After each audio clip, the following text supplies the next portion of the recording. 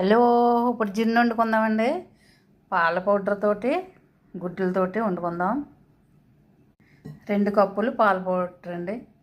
2 కప్పులు పాల పౌడరు, 4 కప్పులు నీళ్ళు వేసుకుంటే సరిపోద్ది. 5 గుడ్లు, ఇదిగోండి మిరియాలు, ఇలాచి, శొంఠి, కప్పు షుగరు, వనియాలి పౌడరు.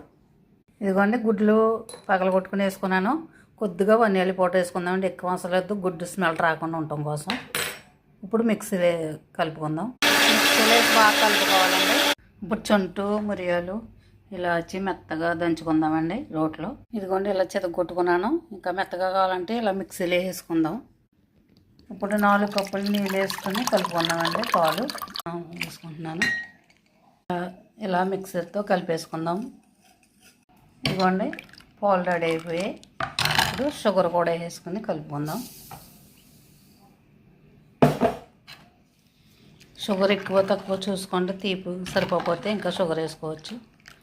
ఇలా కలుపుతూ ఉంటే షుగర్ కూడా కరిగిపోద్దండి. ఇదిగోండి గుడ్డు కూడా చాలా బాగా కలిసిపోయింది. ఇప్పుడు ఇందులో వేసుకుందాం. మిరియాలు పలుకులుగా ఉందండి కదండి, అది జిన్ను తింటున్నప్పుడు పండు కింద మిరియాలు అవి పడుతుంటే చాలా టేస్టీగా ఉంటుంది జిన్ను. నాకు కప్పు షుగరు పూర్తిగా సరిపోయిందండి. స్వీట్ అది సరిగ్గా సరిపోయింది. కొద్దిగా తీసుకున్నాను కదా ముందు, ఇప్పుడు అది వేసేసాను. సరిగ్గా సరిపోతుంది కప్పు షుగరు.